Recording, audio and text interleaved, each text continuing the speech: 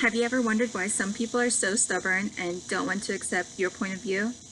Hi, my name is Armina Yapakino, and today I'm going to touch on some key features of the social judgment theory presented from Module 4 of our textbook. The social judgment theory is described as receivers of a message who compare what is being presented to them with their own attitudes and then decide whether to accept or reject the message. There are three core concepts to this theory. First are latitudes of acceptance, rejection, and non-commitment. Second is assimilation and contrast. And third is ego involvement. Today we will focus on what our textbook claims to have had the largest influence on the theory, ego involvement.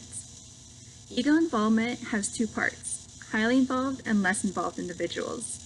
Those who are highly involved have larger latitudes of rejection because they care deeply about the issue that is being presented. They also are very difficult to persuade.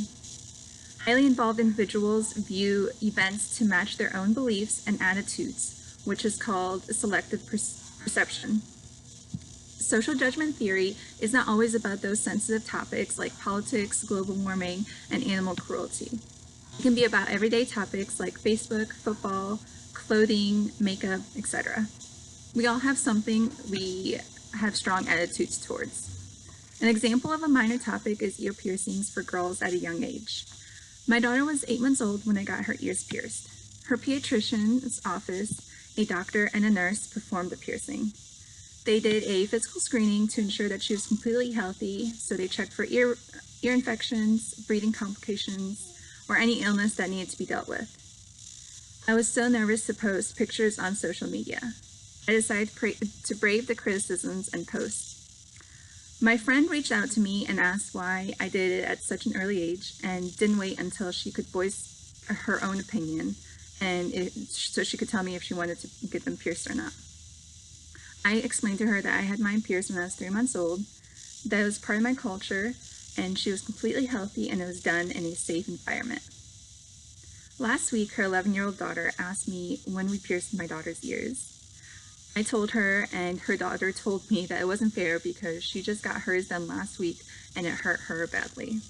She said she wishes her mom did what I did so she wouldn't remember the pain.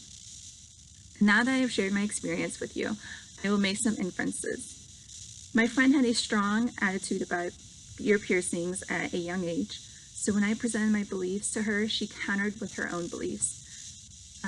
That parents should wait until children could be old enough to voice their own opinions. She would be described as a highly involved individual with a large latitude of rejection, which made her difficult to persuade to pierce her own daughter's ears. I have learned that people have strong feelings towards a lot of different topics, and despite giving them the breakdown of safety, culture, and health wellness, they will stick to their beliefs and reject my viewpoint.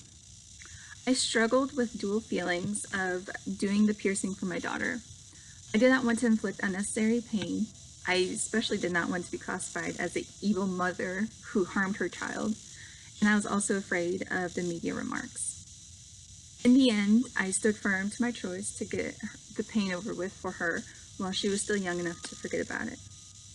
Now that I have made some inferences, I will discuss how these inferences can be transferred to other situations.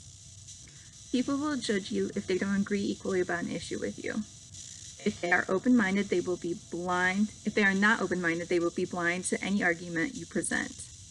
This can be translated to if you eat meat versus being a vegan, if you prefer hockey or football, if you play video games or don't, if you vape or you smoke, and the list goes on. In conclusion, our textbook highlighted the importance of understanding strong attitudes and their relationship to closed-mindedness, biases, and failure to accept alternate points of view. Through the social judgment theory, we have learned that people use their own beliefs and attitudes to either accept or reject the message being presented. After learning about these tendencies that we all possess, perhaps we will try to become more open to other ideas, or at least understand that we can still be friends despite our different viewpoints. I would like to leave you with a quote from Alicia Keys. Quote, "I've always been strong-minded, but I wonder."